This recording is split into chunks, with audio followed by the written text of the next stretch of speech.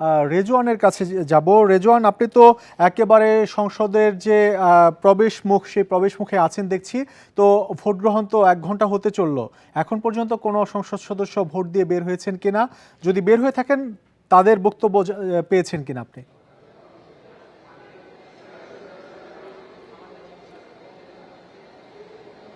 মাহমুদ শরীফ, আপনি যেমনটি কথা বলছিলেন আমাদের সহকর্মী বনি ইবনে কামালের সাথে, তিনি বিস্তারিত ব্যাখ্যা দিয়ে দিয়েছেন। তিনি সকাল থেকে এই সংসদ এলাকায় কভার করছেন। তিনি এখানে পুঙ্খানুপুঙ্খরূপে কিন্তু তিনি অবজারভেশনে রেখেছেন প্রতিটা পদক্ষেপই। তো এখানে যারা সংসদ সদস্যরা এসেছেন, অর্থাৎ ভোট গ্রহণের নির্ধারিত সময়ের আগে যেসব সংসদ সদস্য এসেছে, সরকার দলীয়, বিরোধী দলীয় ছাড়াও যারা স্বতন্ত্র দাঁড়িয়েছিল, তারা সবাই এখানে কিন্তু নির্ধারিত সময়ের আগে ভিতরে প্রবেশ করে গেছেন।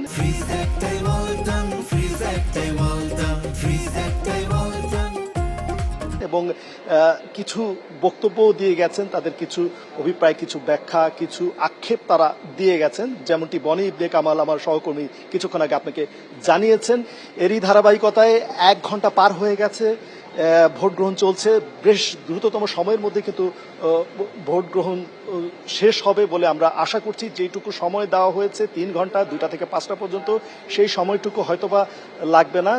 অর্থাৎ আমরা ভেতর থেকে যতটুকু জানতে পেরেছি যে ভেতরে খুব দ্রুত ভোট গ্রহণ চলছে। আর এটি তো এক ধরনের আনুষ্ঠানিকতা, সেটি আপনি সকাল থেকে বলে যাচ্ছেন যে যেহেতু সংবিধানের 70 অনুচ্ছেদের বাইরে যাওয়ার সুযোগ নেই, যেটি আগে থেকে সরকার দল থেকে বারবার বলা হয়েছে এবং ব্যাখ্যা করা হয়েছে কেন 70 অনুচ্ছেদের বাইরে যাওয়ার সুযোগ নেই।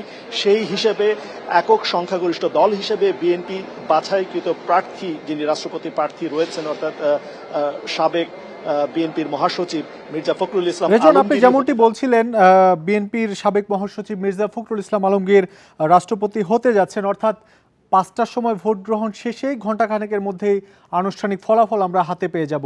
এরপর একটু জানতে চাই আপনার কাছে, রাষ্ট্রপতি হিসেবে শপথ নেয়ার যে প্রক্রিয়া, সেটি একটু জানাবেন। তারা বসে আছেন আনুষ্ঠানিকতার জন্য এবং ভেতরে যে প্রক্রিয়াটি চলছে, ভোট গ্রহণের যে প্রক্রিয়াটি, এটি কিন্তু একটি অভূতপূর্ব একটি প্রেক্ষাপট তৈরি করেছে। একটি ভিন্ন আমেজ, একটি ঐতিহাসিক আয়োজনের রূপ নিয়েছে, যেটি একেবারেই বলা যায়। অর্থাৎ গণ অভ্যুত্থান পরবর্তী আমরা যতটুকু দেখেছি 2024 সালের 5ই আগস্ট পরবর্তী যে সময়ে বাংলাদেশের রাষ্ট্রটি পরিচালিত হচ্ছে, একেবারে সচেতনভাবেই পরিচালিত হচ্ছে, সব বিষয় খেয়াল রাখা হচ্ছে। এরই ধারাবাহিকতায় গণতান্ত্রিক যে অগ্রযাত্রাটি রয়েছে, সেই গণতান্ত্রিক অগ্রযাত্রাকে সমুন্নত রাখতে এই ভোট গ্রহণ, অর্থাৎ রাষ্ট্রপতি নির্বাচনের যে প্রক্রিয়াটি, সেটি কিন্তু আয়োজন করা হয়েছে এবং নির্বাচন কমিশন থেকে এটি একেবারে মনোনয়নপত্র জমা দেওয়া, বাছাই করা এবং তুলে নেওয়া সব ধরনের প্রক্রিয়া কিন্তু সঠিকভাবে, কোনো ধরনের প্রশ্ন যেন না থাকে সেইভাবে কিন্তু এটি একেবারে প্রক্রিয়া সাজানো হয়েছে। এরই ধারাবাহিকতায় নির্বাচনের তারিখও ঠিক করা হয়েছে, ভিতরে ভোট গ্রহণ চলছে এবং ভোট গ্রহণের পরপরে 349 জন যারা ভোটার রয়েছেন, অর্থাৎ সংসদ সদস্য প্রার্থী যারা ভোট দেবেন, তারা কিন্তু একটি ভিন্ন আমেজে আছেন, একটি ভিন্ন প্রেক্ষাপট, একটি ভিন্ন পরিবেশের মধ্য দিয়ে 35 বছর পর রাষ্ট্রপতি নির্বাচন অনুষ্ঠিত হতে যাচ্ছে। রেজওয়ান, আপনাকে অনেক ধন্যবাদ আমাদের সাথে যুক্ত হওয়ার জন্য। 23তম রাষ্ট্রপতি নির্বাচনের ভোট গ্রহণ চলছে। এই নির্বাচনে বলা চলে আনুষ্ঠানিকতা বাকি আর 2 ঘন্টার মতো, এরপরেই ঘোষণা হবে বিএনপির সাবেক মহাসচিব মির্জা ফখরুল ইসলাম আলমগীর দেশের 23তম রাষ্ট্রপতি হিসেবে নির্বাচিত হয়েছেন এবং এরপরেই শপথ প্রক্রিয়া, অর্থাৎ আগামীকাল সন্ধ্যা 7:30টায় বঙ্গভবনের দরবার হলে তার শপথ গ্রহণ অনুষ্ঠিত হবে। এই মির্জা ফখরুল ইসলাম আলমগীর, যিনি বিএনপির মহাসচিব ছিলেন, বিএনপির দুর্দিনে তিনি দলের হাল ধরে রেখেছিলেন, সেই মির্জা ফখরুল ইসলাম আলমগীরের যে রাজনীতির বর্ণাঢ্য কেরিয়ার, সেই কেরিয়ারের মধ্যে তিনি বিএনপির সবচেয়ে কঠিন সময়ে তিনি দলকে সামনে এগিয়ে নিয়ে গেছেন এবং দলকে ক্ষমতায় বসিয়েছেন বলা চলে। তার মহাসচিব থাকা অবস্থায় বিএনপি এখন রাষ্ট্র ক্ষমতায় এসেছে। সেই বিএনপি মহাসচিব মির্জা ফখরুল ইসলাম আলমগীর সম্পর্কে আমরা একটু জানবো। বিএনপি মহাসচিব মির্জা ফখরুল ইসলাম আলমগীর 1988 সালে তিনি প্রথম নির্বাচিত হন মেয়র হিসেবে, পৌর মেয়র হিসেবে নির্বাচিত হন। সেই বিএনপির মহাসচিব মির্জা ফখরুল ইসলাম আলমগীর একাধিকবার সংসদ সদস্য নির্বাচিত হন, প্রতিমন্ত্রী ছিলেন মন্ত্রী এবং এখন তিনি হতে যাচ্ছেন দেশের 23তম রাষ্ট্রপতি। বিএনপির মির্জা ফখরুল ইসলাম আলমগীরের পাশাপাশি প্রতিদ্বন্দ্বিতা করছেন 11 দলীয় ঐক্যের প্রার্থী কর্নেল অবসরপ্রাপ্ত অলি আহমদ। তিনিও কিন্তু বলা চলে অনেকটা হ্যাভিওয়েট প্রার্থী, কারণ 6 বারের সংসদ সদস্য তিনি সাবেক মন্ত্রী, এবং এই কর্নেল অলি আহমদ একটি দলের প্রধান হিসেবে তিনি দায়িত্ব পালন করছেন। যদিও এবারের নির্বাচনে অর্থাৎ প্রতিদ্বন্দ্বিতা যে করছেন রাষ্ট্রপতি নির্বাচনে, তিনি ভোট দিতে পারবেন না, কারণ এবার তিনি সংসদ সদস্য নন, যে কারণে তিনি ভোট দিতে পারবেন না।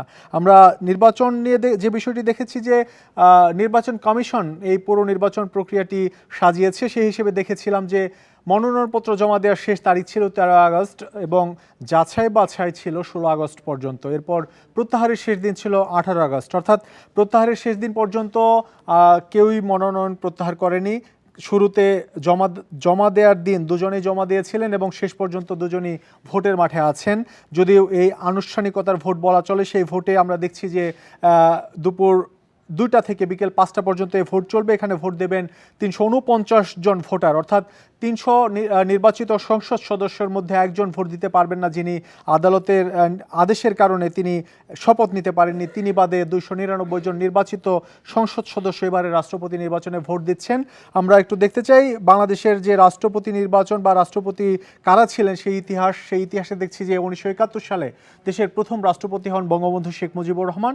এরপরে আমরা দেখছি যে 1978 সালে জনগণের ভোটে রাষ্ট্রপতি নির্বাচিত হন শহীদ প্রেসিডেন্ট জিয়াউর রহমান বীরউত্তম। তিনি নির্বাচিত হবার পর 1991 সালে আমরা দেখেছি যে সবশেষ বাংলাদেশের রাষ্ট্রপতি নির্বাচন হয়েছিল। সেই নির্বাচনে আওয়ামী লীগ এবং বিএনপি দুই দলের পক্ষ থেকে প্রার্থী ছিল। অর্থাৎ 1991 সালের পর কিন্তু বাংলাদেশে গত 35 বছরে নির্বাচন অনুষ্ঠিত হয়নি।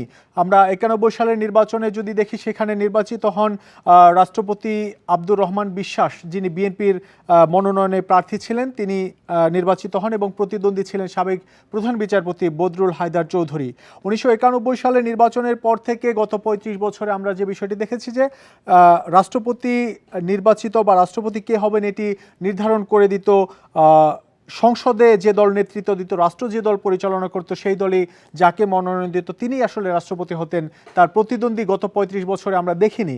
অর্থাৎ এই রাজনীতিতে যে একটি পরিবর্তন, যেটি ছাত্র জনতার গণ অভ্যুত্থান, সেই গণ অভ্যুত্থানের পরে অন্তর্বর্তী সরকার এবং অন্তর্বর্তী সরকারের পরে বিএনপি রাষ্ট্র ক্ষমতায় আসার পর 35 বছর নির্বাচন হচ্ছে। এই নির্বাচনটি আসলে যে প্রেক্ষিতে অনুষ্ঠিত হচ্ছে সেটি একটু বলতে চাই। সেটি হচ্ছে 24 জুলাই 2026 পদত্যাগ করেন 22তম রাষ্ট্রপতি মোহাম্মদ শাহাবুদ্দিন। অসুস্থতাজনিত কারণ দেখিয়ে তিনি পদত্যাগ করার পর ভারপ্রাপ্ত রাষ্ট্রপতির দায়িত্ব নেন মেজর অবসরপ্রাপ্ত হাফিজউদ্দিন আহমদ, যিনি সংসদের স্পিকারের দায়িত্বে ছিলেন। তিনি দায়িত্ব নেয়ার পর আসলে নির্বাচন প্রক্রিয়া শুরু হয় এবং সেই নির্বাচন প্রক্রিয়ায় আমরা যে বিষয়টি দেখছি যে উৎসবমুখর পরিবেশের মধ্য দিয়ে রাষ্ট্রপতি নির্বাচনে ভোট গ্রহণ চলছে এবং বিকেল 5টায় সেই ভোট গ্রহণ শেষ হবে। আমার কাছে সংসদ ভবন এবং রাষ্ট্রপতি নির্বাচন নিয়ে এই ছিল সবশেষ।